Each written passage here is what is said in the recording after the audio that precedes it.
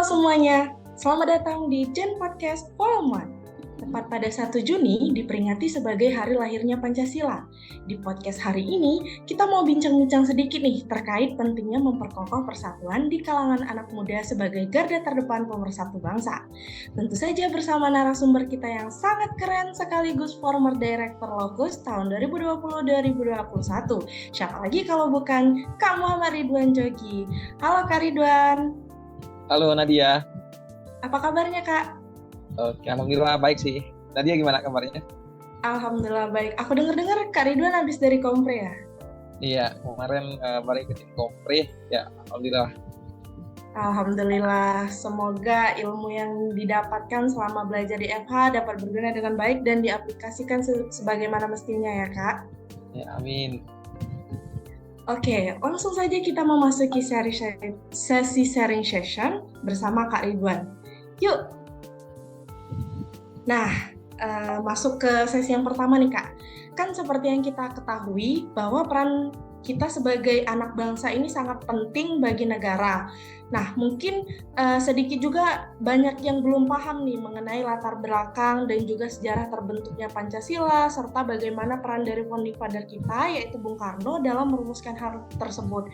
Mungkin boleh nih dari Kak Ridwan diceritakan dulu terkait latar belakang dan sejarah tersebut.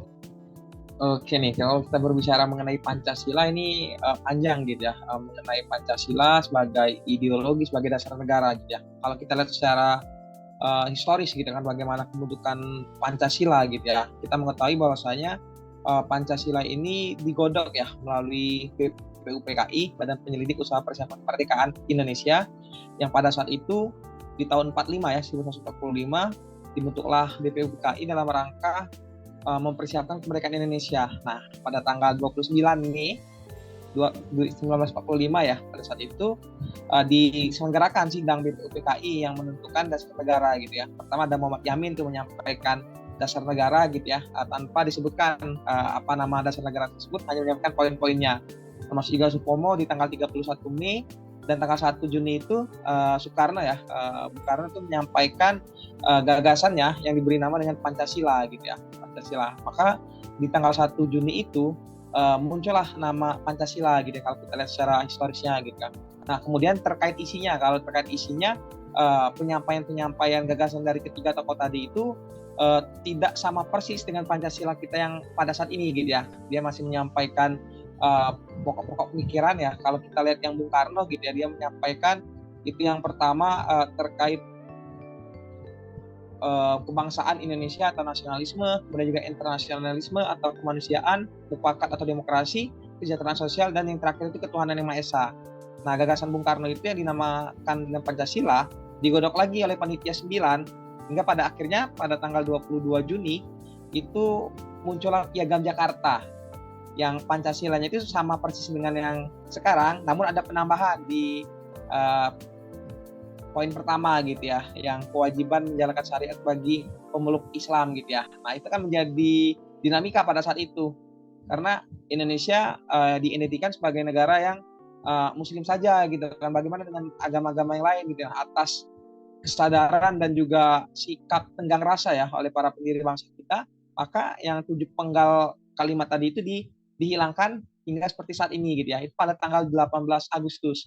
Nah, kemudian masyarakat itu masih bertanya-tanya gitu kan, apakah sudah tepat gitu kan penetapan tanggal Pancasila itu di tanggal 1 Juni ya, hari lahir Pancasila.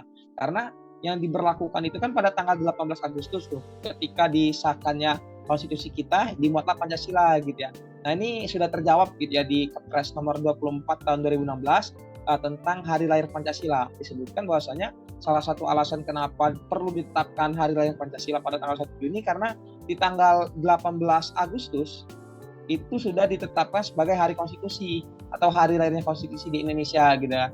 Nah, maka kita ngambil dari tanggal 1 Juninya itu ketika Bung Karno itu menyampaikan gagasan dia itu dengan Pancasila gitu kan. Panca itu 5, sila itu dasar gitu. Kita ada 5 dasar. Kurang lebih seperti itu Nadia. Wah, menarik banget nih Kak. Jadi sebetulnya dari sejarah Pancasila itu tuh mengalami dinamika yang cukup panjang hingga akhirnya sampai disahkan seperti Pancasila pada saat sekarang. Oke, lanjut nih Kak. Terus Kak Ridwan nih kan aku lihat-lihat aktif banget nih sebagai anak muda. Nah, menurut Kak Ridwan apa sih tantangan dan juga peluang yang mungkin akan dihadapi oleh generasi muda dalam berpartisipasi untuk bangsa? Dan kalau boleh tahu juga nih Kak, gimana cara milenial itu berkontribusi dalam memperkokoh persatuan bangsa? Mengingatkan seperti yang kita ketahui nih, dari kaum milenial maupun kaum Gen Z itu tuh udah mulai susah tuh untuk menumbuhkan sikap cinta terhadap tanah air. Nah, mungkin boleh nih Kak Ridwan bantu jelasin mengenai hal tersebut. Oke ya, terkait partisipasi kita gitu ya sebagai kaum Gen Z sih lebih tepatnya gitu ya, di atas tahun 2000-an gitu ya, 96 sampai sekarang ini bisa dikatakan sebagai Gen Z gitu ya.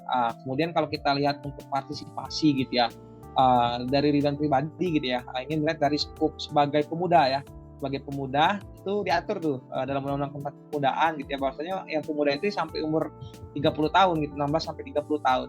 Usia kita kan masih di rentang angka tadi gitu ya. Nah, kalau kita lihat gitu ya untuk tantangan dari pemuda yang nggak bisa kita elakkan gitu ya kan, semakin berkembangnya zaman gitu ya, kita nggak bisa melawan perkembangan zaman. Kalau kita nggak berubah, nggak meningkatkan kualitas diri kita, ya bakal tergerus oleh zaman gitu ya. Nah, oleh karena itu kalau untuk tantangan ya pemuda, kemudian kita lihat dari skup lebih kecil lagi di kampus gitu ya, di kampus bagaimana kita bisa meningkatkan kualitas diri, ya tentunya banyak gitu ya, bisa ikut organisasi, bisa ikut program MBKM.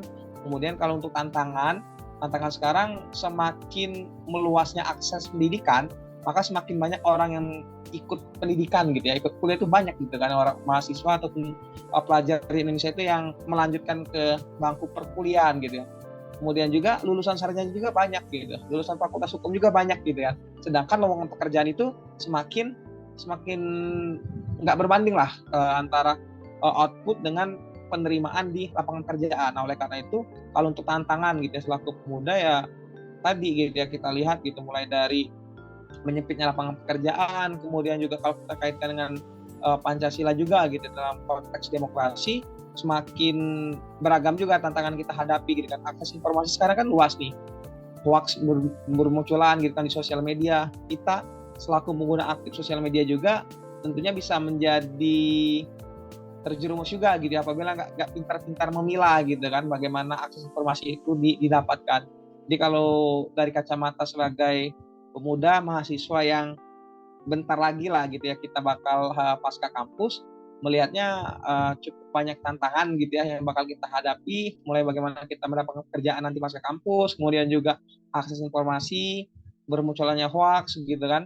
Dan kemudian kalau untuk di skup mahasiswa itu bagaimana kita bisa meningkatkan kualitas diri kita gitu kan.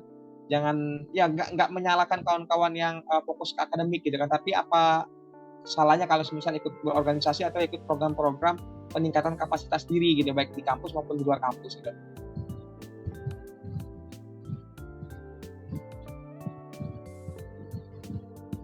Oke, menarik nih. Berarti selain adanya beberapa tantangan, tapi sebetulnya kita juga ada peluang ya Kak untuk bisa menjadi generasi Gen Z dan juga milenial yang dapat berkontribusi untuk memperkokoh persatuan bangsa itu sendiri. Nah, terus Kak, gimana nih caranya untuk mendorong agar anak-anak muda itu tuh berpartisipasi aktif dalam pembangunan bangsa? Karena kan kalau kita lihat-lihat tuh sebetulnya memang nggak sedikit juga tuh udah mulai berpartisipasi, baik dari segi aspek politik, ekonomi, sosial, budaya, dan aspek-aspek lain tuh sebetulnya memang sudah ada anak muda yang berpartisipasi. Tapi gimana sih cara mendorong agar anak-anak muda lain tuh tergerak untuk ikut dalam berpartisipasi memperkuat persatuan dan kesatuan bangsa itu sendiri di tengah perbedaan generasi saat ini gitu Kak. Gimana sih caranya? Oke, kalau untuk partisipasi mendorong sesama rekan kita gitu ya untuk menjaga persatuan dan juga aktif lah memberikan sumbangsi pada negeri ini gitu ya. Nah, kalau kita lihat secara umum gitu ya, kegiatan-kegiatan pemuda, kegiatan mahasiswa itu sudah ada bermunculan gitu ya, baik itu di organisasi maupun di komunitas gitu ya. Di berbagai daerah ada komunitas melek membaca buku, kemudian dan sebagainya gitu ya. Nah, kalau kita lihat lebih kekinian lah ya, bahwasanya pada saat ini partisipasi kita sebagai pemuda itu nggak terbatas di kegiatan yang sifatnya offline gitu ataupun tatap muka gitu ya, kita bisa menggunakan sosial media gitu ya.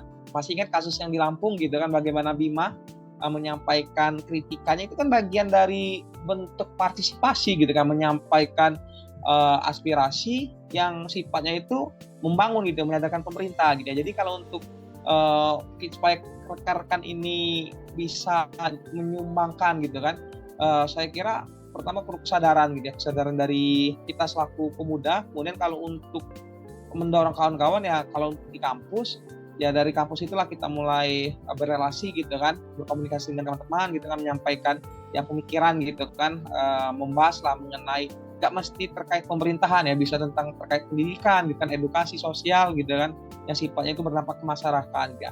Nah, tapi kalau kita pengen lihat lebih kekinian, itu yang tadi seperti yang saya sampaikan tadi ya, terkait melalui sosial media gitu kan. Sekarang kan udah mulai banyak ya influencer gitu kan, nggak cuma sekedar artis gitu kan, tapi juga siapapun dari kita ini asalkan mau gitu kan untuk menyampaikan gagasannya di sosial media terbuka gitu ya, baik itu di Instagram, TikTok, Twitter, dan itu menjadi salah satu yang efektif. Kalau kita ambil kasus yang tadi Pakir gitu, yang Bima itu kan ya efektif juga gitu ya, udah viral, dapat atensi dari masyarakat dan juga direspon oleh pemerintah gitu ya. Jadi saya pikir kalau untuk menyadarkan kita semua, saya yakin ya kawan-kawan itu pasti juga menyadari gitu kan, ada kondisi yang kurang tepat sehingga kita perlu berkontribusi, namun belum berani untuk melangkah gitu ya. Bagaimana kita itu untuk memulai gitu kan, ide sudah ada gitu kan, kalau eksekusinya bingung gitu kan, mana sih mau eksekusinya gitu kan. Ya balik lagi gitu kan, gagasan tanpa eksekusi ya hanya sekedar mimpi gitu, nggak bisa terlaksana gitu. Oke, berarti jadi yang aku tangkap tuh kita sebagai generasi muda ini yang masih agak sedikit takut-takut itu memang perlu influencer nih Kak, perlu influence untuk sama-sama memberanikan diri untuk menyuarakan apa yang menjadi keresahan kita bersama terkait persatuan dan kesatuan bangsa itu sendiri, betul gitu Kak? Iya benar. Oke, pertanyaan terakhir nih buat Kak Ridwan. Menurut Kak Ridwan apa sih, tadi kan kita udah mulai ngomongin sejarah, terus tantangan, bagaimana cara mendorong, terus apa sih strategi untuk mengatasi perpecahan serta membangun persatuan yang kokoh di kalangan generasi milenial? Karena kan seperti yang kita ketahui itu nggak jarang antar sesama itu aja kadang ada perbedaan pendapat, yang mana perbedaan ini tuh kadang menimbulkan perpecahan, gesekan lah di antara sesama gitu. Jadi apa sih solusi dan strategi untuk mengatasi perpecahan itu sendiri sehingga persatuan itu dapat tetap terbangun secara kokoh gitu Kak? Oke, kalau berbicara mengenai perpecahan atau disintegrasi lah ya dalam konteks tadi gitu ya, terkait NKRI gitu ya, ini nggak bisa kita nafikan gitu ya, ada beberapa gitu kan peristiwa yang bisa dianggap sebagai perpecahan gitu ya. Kalau sekarang gitu ya, kalau kita lihat lebih sifatnya itu secara fisik dan nyata ya, di Papua gitu ya, ada OPM gitu kan yang secara nyata-nyata itu bisa dikualifikasikan sebagai gerakan yang mendisintegrasikan bangsa gitu kan, ingin merdeka gitu. Nah kemudian kalau kita pengen lebih lebih umum lagi gitu kan, bahwasanya perpecahan itu nggak sekedar melalui fisik tapi juga melalui sosial media gitu kan, mulai berbeda pendapat gitu kan. Sekarang kan mulai masuk tahun-tahun politik gitu ya, mulai bermunculan lah gitu kan untuk narasi saling serang menyerang antar pendukung gitu ya, padahal belum ada gitu kan pasangan calon yang ditetapkan gitu ya. Nah ini juga perlu diwanti-wanti sih sebagai pemuda gitu kan, karena perpecahan yang mulai bakal nampak ini ya terkait tadi preferensi politik gitu kan. Jangan sampai karena perbedaan pilihan politik bisa menimbulkan perpecahan gitu kan. Kita udah mengikuti gitu kan di tahun 2019 bagaimana kondisi yang terjadi gitu kan, hoax bertebaran di sosial media, termasuk juga ketika pelaksanaannya gitu ya, bahkan di beberapa daerah gitu ya, di Sumatera Selatan juga ada gitu kan, pendukung antar pasangan calon itu saling menyerang gitu kan secara fisik. Nah ini kan perlu diwanti-wanti ya, kalau dalam aspek demokrasi ataupun politik ini perpecahan yang bakal terjadi nggak lama lagi gitu kan. Jadi kalau terkait keamanan di Papua gitu kan, nah kalau kita selaku pemuda gitu kan, nggak bisa juga kita nafikan gitu kan, kalau perpecahan dalam konteks kita ini mulai merasakan akses teknologi, jadi kita semakin mudah mendapatkan informasi dari luar gitu kan, akses informasi dari sosial media dan sebagainya. Ini juga kadang kala gitu ya, kalau saya pribadi memandang gitu kan, ada beberapa juga gitu kan mahasiswa atau pemuda itu yang justru mendukung lah gitu kan gagasan-gagasan dari luar gitu kan masuk Indonesia, kemudian gagasan tersebut pengen diimplementasikan di Indonesia. Apakah ada gitu kan bagaimana misal nih terkait LGBT, itu kan ada juga gagasan untuk melegalkan LGBT gitu kan. Padahal kalau kita lihat secara skup umum gitu kan, masyarakat tentu banyak menolak gitu kan. Nah ini kan bisa jadi perpecahan juga tuh, ide-ide dari luar yang masuk Indonesia gitu, yang nggak sesuai dengan nilai budaya di Indonesia gitu, itu ada juga. Jadi secara umum bisa saya katakan ada 3 gitu kan, mulai dari pembentukan secara keutuhan NKRI gitu kan, gerakan separatis, yaitu sudah tupoksinya dari aparat keamanan gitu ya, TNI Polri untuk mengatasinya. Ya masyarakat perlu kesadaran gitu ya, bahwasanya jangan sampai mau terpecah belah. Nah, kemudian kalau untuk perpecahan dalam konteks bentar lagi kita bakal menghadapi pesta demokrasi, ini yang harus diwanti-wanti kita sebagai pemuda gitu kan. Jangan sampai kita ikut nyebarin hoax gitu, jangan sampai kita ikut juga jadi istilahnya itu buzzer gitu kan, saling nyerang gitu kan, secara membabi buta gitu kan. Kemudian yang ketiga tadi, jangan sampai juga kita terlena gitu kan dengan gagasan-gagasan dari luar gitu kan. Bukan kita anti dengan gagasan dari luar, tapi harus dipilah-pilah juga gitu kan, mana yang relevan dengan budaya kita. Jadi kan sampai perpecahan itu timbul. Nah kemudian kalau untuk alat pemersatu gitu ya, kalau kita balik lagi gitu kan, alat pemersatu kita ini kalau kita lihat gitu ya, dengan banyaknya pulau di Indonesia, suku, bangsa, dan bahasa yang ada di Indonesia, apa sih yang bisa mempersatukan kita? Ya Pancasila itu sendiri gitu kan. Jadi Pancasila ini yang harus dibumikan gitu kan di Indonesia. Bagaimana Pancasila ini bisa bukan hanya sekedar teori gitu ya. Kita udah paham lah sila-sila dalam Pancasila itu gitu ya. Ketuhanan yang Maha Esa, kemanusiaan gitu kan, persatuan, kerakyatan, dan keadilan. Tapi kalau implementasinya apakah sudah berjalan dengan baik? Masih belum gitu kan. Nah, oleh karena itu kalau untuk kita sebagai pemuda gitu kan, ya implementasikan nilai-nilai Pancasila itu dari sedini mungkin gitu ya.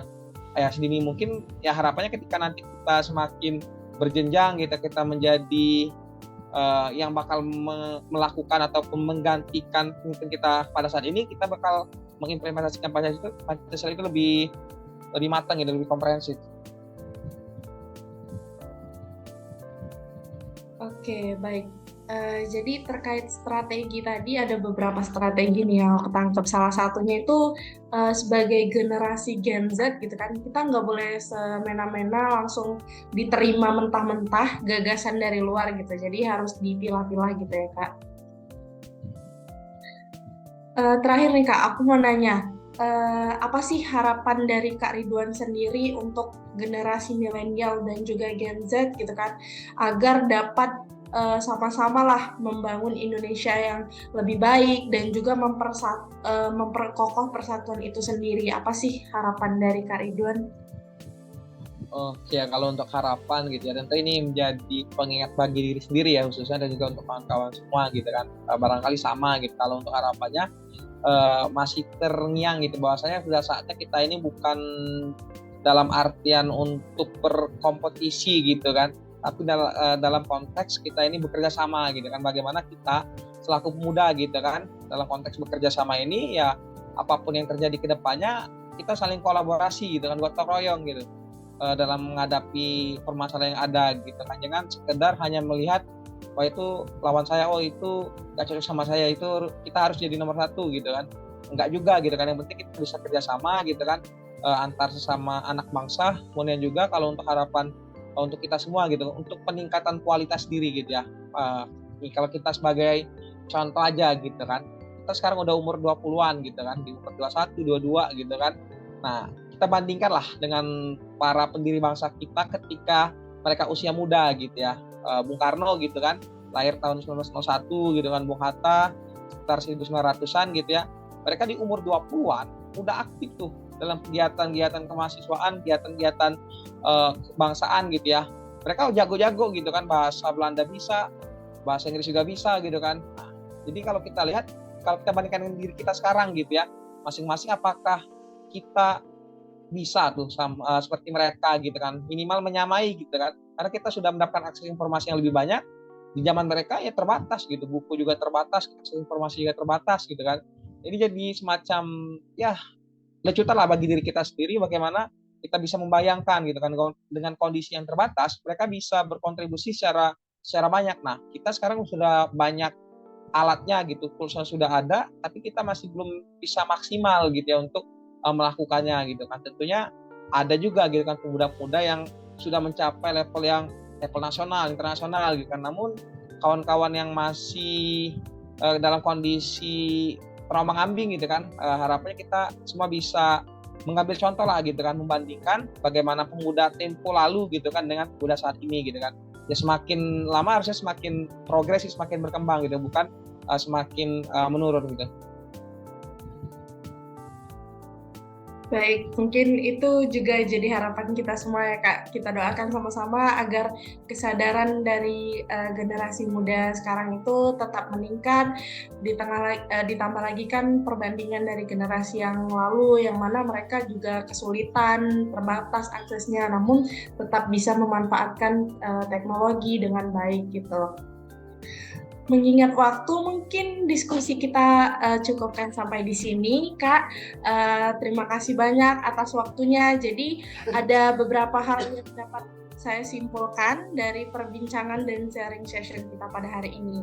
Yang mana yang pertama, meskipun terdapat banyak tantangan, entah itu tantangan hoaks, terus juga akses informasi yang begitu luas, tapi kita juga sebagai generasi muda harus dapat memilah dan memilih tindakan apa yang harus kita lakukan dengan baik dan benar agar dapat mengimplementasikan Pancasila itu sendiri sebagai alat pemersatu bangsa yang kokoh gitu. Sekali lagi aku ucapkan terima kasih banyak kepada Kak Ridwan yang sudah menyempatkan waktunya untuk hadir dalam sharing session kita pada hari ini. Untuk teman-teman semua, saya ucapkan sampai jumpa di Gen Podcast forum selanjutnya. See you, sampai jumpa. Terima kasih Kak Ridwan. Oke, terima kasih Nadia dan kawan-kawan Lotus.